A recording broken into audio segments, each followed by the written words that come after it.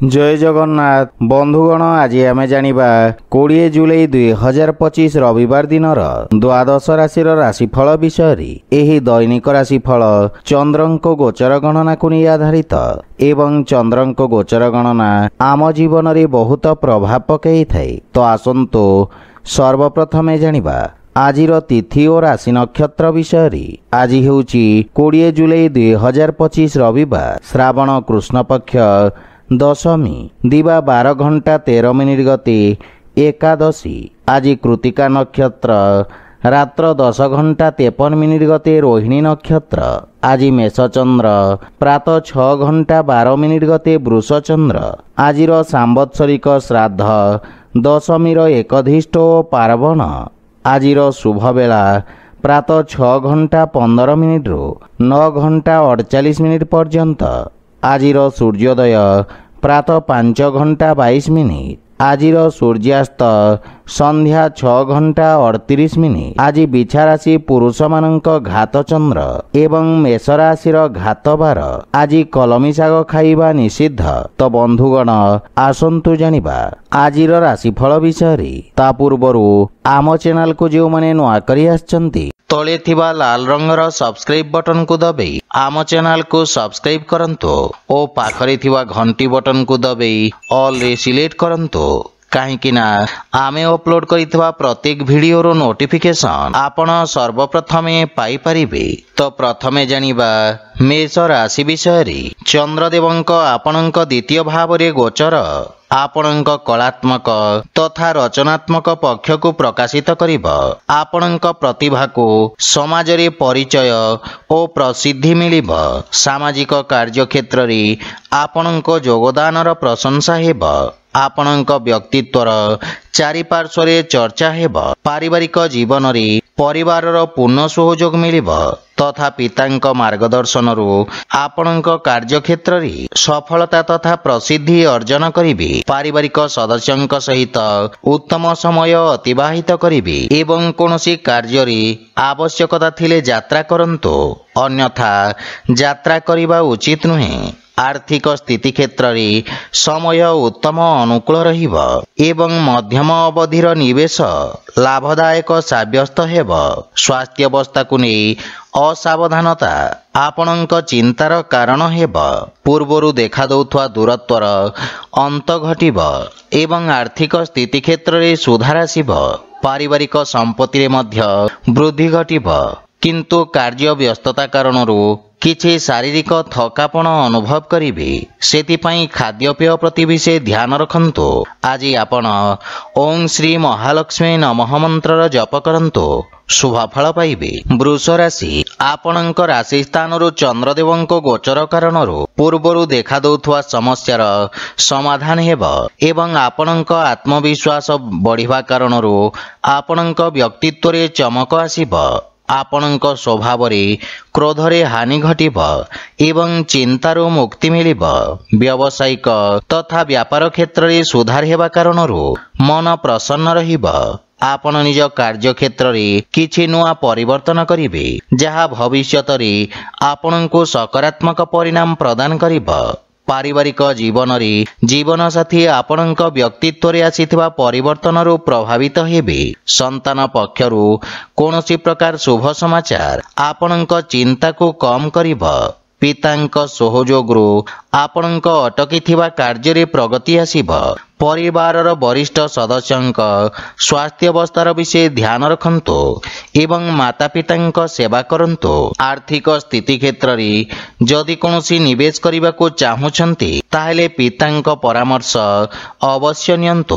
परिवारर अनावश्यक खर्च रे नियंत्रण लागि रहिब किंतु दिनचर्या प्रभावित हेबा कारणरू कार्य रे बाधा विघ्न देखा देई पारे। सेथिपई स्वास्थ्य प्रति सचेत रहंतु।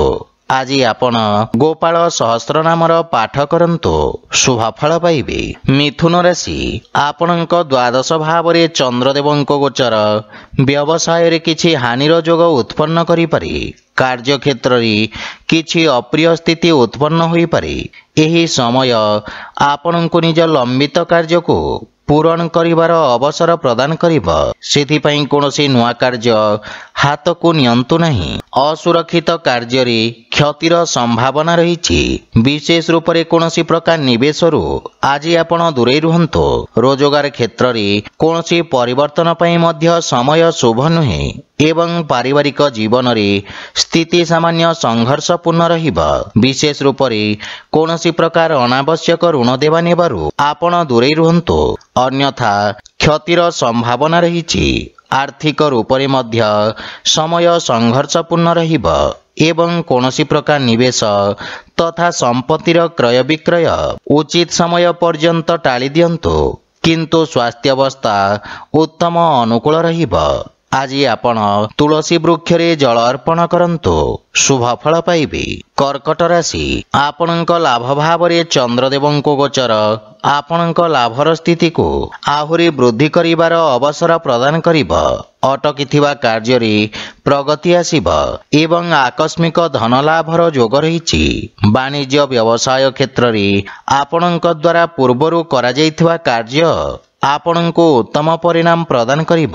ବ୍ୟବସାୟରେ ବୃଦ୍ଧି ହେବ ତଥା ପଦୋନ୍ନତି ଓ ବେତନ ବୃଦ୍ଧିର ସମ୍ଭାବନା ରହିଛି। ପାରିବାରିକ ଜୀବନରେ ଜୀବନସାଥୀଙ୍କ ସହିତ କୌଣସି କଥାକୁ ନେଇ ମନମତାନ୍ତର ଦେଖାଦେଇପାରେ।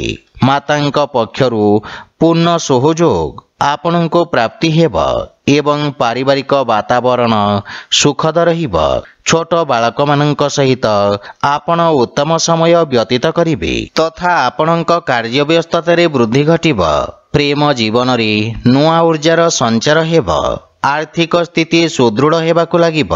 ଅନାବଶ୍ୟକ ଖର୍ଚ୍ଚରେ ନିୟନ୍ତ୍ରଣ କରିବାର ଆବଶ୍ୟକତା ରହିଛି ଏବଂ ଏହା ସହିତ ସ୍ୱାସ୍ଥ୍ୟ ପ୍ରତି ମଧ୍ୟ ବିଶେଷ ଧ୍ୟାନ ରଖନ୍ତୁ ଏବଂ ଦିନଚର୍ଯ୍ୟାକୁ ନିୟମିତ ରଖିବାର ପ୍ରୟାସ ସହାୟକ ସିଦ୍ଧ ହେବ। ଆଜି ଆପଣ ଗୋମାତାଙ୍କୁ ଖାଇବାକୁ ଦିଅନ୍ତୁ, ଶୁଭ ଫଳ ପାଇବେ। ସିଂହ ରାଶି, ଆଜି ଆପଣଙ୍କ କାର୍ଯ୍ୟକ୍ଷେତ୍ରରେ ନୂଆ ଯୋଜନାରେ ପ୍ରଗତି ହେବ। ବ୍ୟବସାୟୀ ମାନଙ୍କ ପାଇଁ ରୋଜଗାରର ନୂଆ ଉତ୍ତମ ଅବସର ପ୍ରାପ୍ତି ହେବ।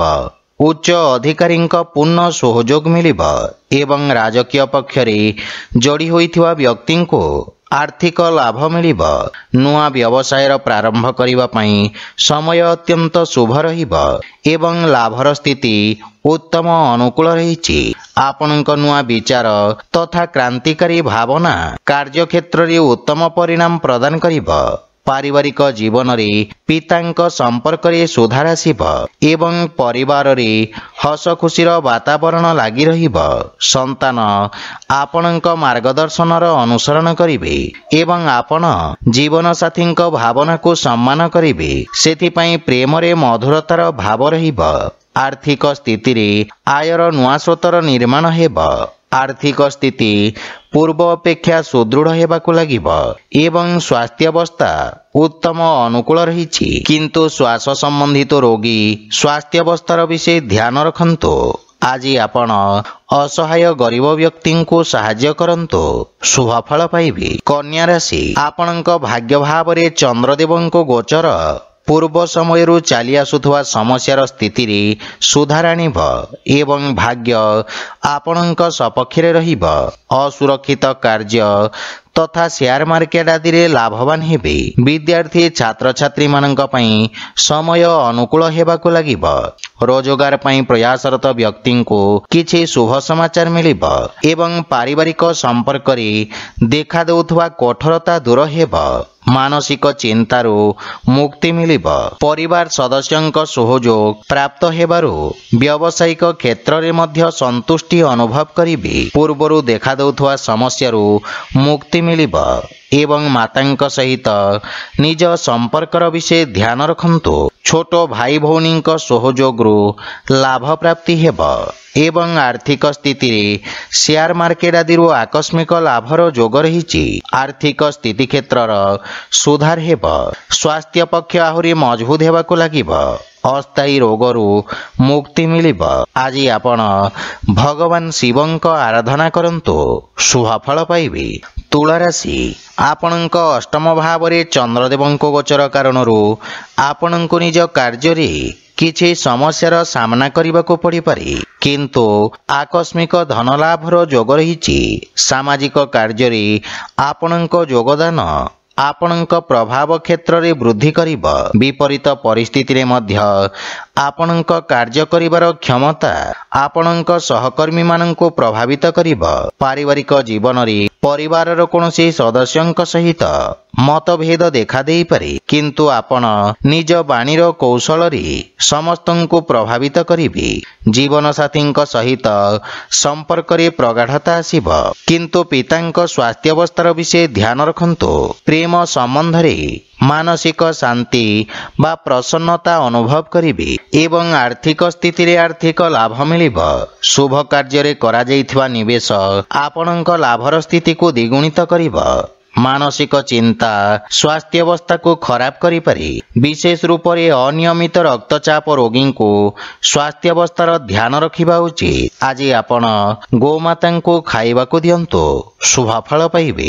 ବିଛା ରାଶି ଆପଣଙ୍କ ସପ୍ତମ ଭାବରେ ଚନ୍ଦ୍ରଦେବଙ୍କ ଗୋଚର ଆପଣଙ୍କୁ ନିଜ ସମସ୍ତ ସମସ୍ୟାକୁ ସାମ୍ନା କରିବାର ଶକ୍ତି ପ୍ରଦାନ କରିବ।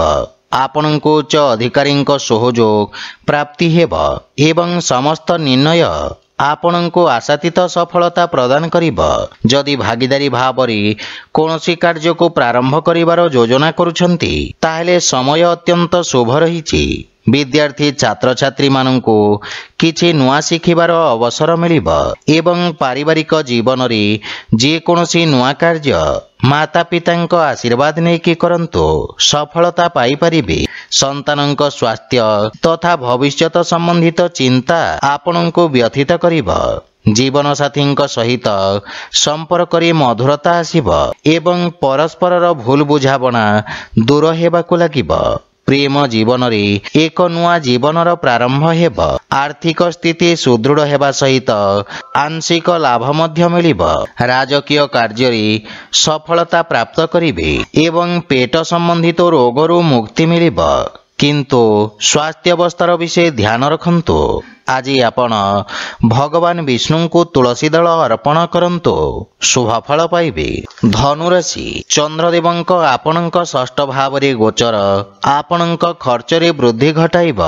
ଆପଣ ନିଜ ବୁଦ୍ଧିବଳ ଓ କୌଶଳରେ ନିଜ ସମସ୍ତ ଲକ୍ଷ୍ୟକୁ ପ୍ରାପ୍ତ କରିବେ। ଆପଣଙ୍କ କିଛି ଗୁପ୍ତ ଶତ୍ରୁ ଆପଣଙ୍କ ଛବିକୁ ଖରାପ କରିବାର ପ୍ରୟାସ କରିବେ।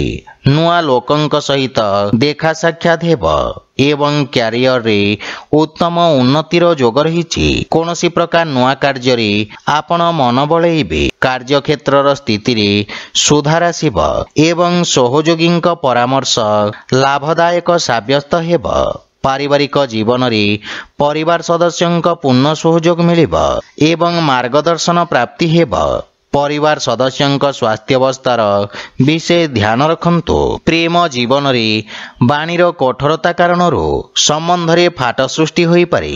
ସେଥିପାଇଁ ଅନାବଶ୍ୟକ ଯୁକ୍ତିତର୍କ ଓ ବାଦ ବିବାଦରୁ ଆପଣ ଦୂରେଇ ରୁହନ୍ତୁ। ଆର୍ଥିକ ସ୍ଥିତି କ୍ଷେତ୍ରରେ ବନ୍ଧୁମିତ୍ର ବା ସମ୍ପର୍କୀୟଙ୍କ ଠାରୁ ଆର୍ଥିକ ସହଯୋଗ ମିଳିବାର ସମ୍ଭାବନା ରହିଛି। ଆଜି ଆପଣ ପକ୍ଷୀଙ୍କୁ ଦାନା ଖାଇବାକୁ ଦିଅନ୍ତୁ, ଶୁଭଫଳ ପାଇବେ।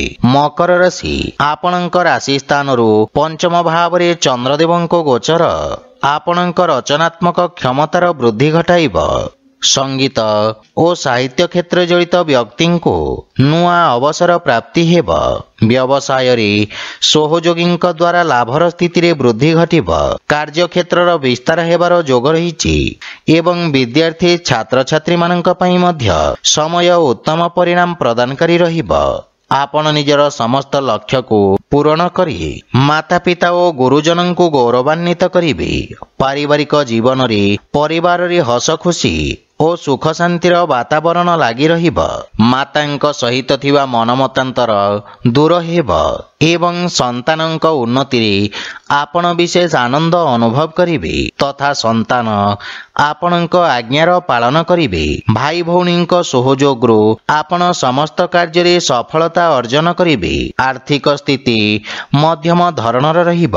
ବ୍ୟାପାର ବାଣିଜ୍ୟ କ୍ଷେତ୍ରରେ ଆଶାତୀତ ପରିଣାମ ପାଇବା ପାଇଁ ଅଧିକ ପ୍ରୟତ୍ନ କରିବାର ଆବଶ୍ୟକତା ରହିଛି। ସ୍ୱାସ୍ଥ୍ୟାବସ୍ଥାରେ ସୁଧାର ଆସିବ ଏବଂ ଅଧିକ କାର୍ଯ୍ୟବ୍ୟସ୍ତତା କାରଣରୁ କିଛି ଥକାପଣ ଅନୁଭବ କରିବେ। ଆଜି ଆପଣ ଶ୍ରୀ ଜଗନ୍ନାଥଙ୍କ ପୂଜାର୍ଚ୍ଚନା କରନ୍ତୁ, ଶୁଭ ଫଳ ପାଇବେ। କୁମ୍ଭ ରାଶି, ଆପଣଙ୍କ ରାଶିରୁ ଚତୁର୍ଥ ଭାବରେ ଚନ୍ଦ୍ରଦେବଙ୍କ ଗୋଚର ଆପଣଙ୍କ ବ୍ୟବସାୟରେ କିଛି ଉଚ୍ଚନୀଚର ସ୍ଥିତି ଉତ୍ପନ୍ନ କରିବ। ଲାଭ ପାଇବା ପାଇଁ ସମୟର ଅପେକ୍ଷା କରିବାକୁ ପଡ଼ିବ ଏବଂ ଆଶାତୀତ ପରିଣାମ ନ ପାଇବାରୁ ମାନସିକ ଚିନ୍ତା ଲାଗି ରହିବ। ଆପଣଙ୍କ ବ୍ୟବସାୟର ବିସ୍ତାର ବିଶେଷଜ୍ଞଙ୍କ ପରାମର୍ଶ ଅନୁଯାୟୀ କରନ୍ତୁ। କୌଣସି ପ୍ରକାର ଅସୁରକ୍ଷିତ କାର୍ଯ୍ୟ କରିବା ପୂର୍ବରୁ ଭଲ ଭାବରେ ବୁଝାମଣା କରିନିଅନ୍ତୁ। ପାରିବାରିକ ଜୀବନରେ ଅନାବଶ୍ୟକ ଖର୍ଚ୍ଚକୁ ନେଇ ସମସ୍ୟା ଦେଖାଦେଇପାରେ। ବୈବାହିକ ଜୀବନରେ ଜୀବନ ସାଥୀଙ୍କ ସହିତ ଭୁଲ ବୁଝାମଣାକୁ ନେଇ ମନମତାନ୍ତର ଦେଖାଦେଇପାରେ। ଧୈର୍ଯ୍ୟ ସହିତ ଜୀବନ ସାଥୀଙ୍କ ସହିତ କଥାବାର୍ତ୍ତା କରନ୍ତୁ ଏବଂ କୌଣସି ପ୍ରକାର ଅନାବଶ୍ୟକ ବାଦବିବାଦରୁ ଆପଣ ଦୂରେଇ ରୁହନ୍ତୁ। କିନ୍ତୁ ପ୍ରେମ ଜୀବନରେ ନୂଆ ସମ୍ପର୍କ ଯୋଡ଼ି ହେବ। ଆର୍ଥିକ ସ୍ଥିତି ମଧ୍ୟମ ରହିବ, କିନ୍ତୁ ଉଧାରୀ ଦେବା ନେବା ବା ଋଣ ଭାରରୁ ଦୂରେଇ ରୁହନ୍ତୁ ଏବଂ ଭବିଷ୍ୟତକୁ ଗଠନ କରିବା ପାଇଁ କାର୍ଯ୍ୟ କରିବାର ଆବଶ୍ୟକତା ରହିଛି। ମାନସିକ ଚିନ୍ତାରୁ ମୁକ୍ତି ପାଇବା ପାଇଁ ଯୋଗାଭ୍ୟାସ ବା ପ୍ରାଣାୟାମର ଅଭ୍ୟାସ କରନ୍ତୁ। ଆଜି ଆପଣ ହନୁମାନ ଚାଳିଶାର ପାଠ କରନ୍ତୁ, ଶୁଭ ଫଳ ପାଇବେ। ମୀନ ରାଶି, ଆପଣଙ୍କ ତୃତୀୟ ଭାବରେ ଚନ୍ଦ୍ରଦେବଙ୍କ ଗୋଚର ଆପଣଙ୍କ ଯଶ ଓ ମାନ ସମ୍ମାନରେ ବୃଦ୍ଧି କରିବ ଏବଂ ଆପଣ ସାମାଜିକ କଲ୍ୟାଣକାରୀ କାର୍ଯ୍ୟରେ ପ୍ରସନ୍ନତା ସହିତ ସହଯୋଗ କରିବେ। ଲୋକେ ଆପଣଙ୍କ କାର୍ଯ୍ୟକୁ ଓ ଆପଣଙ୍କୁ ପ୍ରଶଂସା କରିବେ। ଆଜି ଆପଣଙ୍କୁ ସଞ୍ଚାର ମାଧ୍ୟମରେ ଲାଭ ପ୍ରାପ୍ତି ହେବ। ପାରିବାରିକ ଜୀବନରେ ପରିବାର ସଦସ୍ୟଙ୍କ ପୂର୍ଣ୍ଣ ସହଯୋଗ ମିଳିବ ଏବଂ ଜୀବନସାଥୀଙ୍କ ସମ୍ପର୍କରେ ପ୍ରଗାଢ଼ତା ଆସିବ। ପରସ୍ପର ମଧ୍ୟରେ ସହଯୋଗ ଓ ଉତ୍ତମ ବୁଝାମଣାର ଭାବନା ଉତ୍ପନ୍ନ ହେବ। ପିତାଙ୍କ ମାର୍ଗଦର୍ଶନ ଓ ସହଯୋଗ ପ୍ରାପ୍ତି ହେବ। ଆର୍ଥିକ ସ୍ଥିତି ଆହୁରି ସୁଦୃଢ଼ ହେବାକୁ ଲାଗିବ। ଏହା ସହିତ ଆପଣଙ୍କ ଆର୍ଥିକ ମହତ୍ୱାକାଂକ୍ଷାର ପୂର୍ତ୍ତି ହେବ, କିନ୍ତୁ ଅନାବଶ୍ୟକ ଖର୍ଚ୍ଚରେ ସାବଧାନ ରହିବାର ଆବଶ୍ୟକତା ରହିଛି। ପରିବାରର ସମସ୍ତ ସଦସ୍ୟଙ୍କ ସ୍ୱାସ୍ଥ୍ୟାବସ୍ଥାରେ ସୁଧାର ହେବ, ସେଥିପାଇଁ ସ୍ୱାସ୍ଥ୍ୟ ସମ୍ବନ୍ଧିତ ନିୟମର ପୂର୍ଣ୍ଣ ପାଳନ କରନ୍ତୁ ଏବଂ ଦୈନିକ ଦିନଚର୍ଯ୍ୟାକୁ ବ୍ୟବସ୍ଥିତ ରଖନ୍ତୁ। ଆଜି ଆପଣ ଗୋମାତାଙ୍କୁ ଦାନା ଖାଇବାକୁ ଦିଅନ୍ତୁ, ଶୁଭ ଫଳ ପାଇବେ। ତ ବନ୍ଧୁଗଣ, ଏହା ଥିଲା ଆଜିର ରାଶିଫଳ ବିଷୟରେ। ଯଦି ଭିଡ଼ିଓଟି ଆପଣମାନଙ୍କୁ ଭଲ ଲାଗିଥାଏ, ଲାଇକ୍, ସେୟାର ଓ କମେଣ୍ଟ କରି ଜଣାନ୍ତୁ ଏବଂ ଆମ ଚ୍ୟାନେଲକୁ ସବସ୍କ୍ରାଇବ୍ କରନ୍ତୁ। ଜୟ ଜଗନ୍ନାଥ।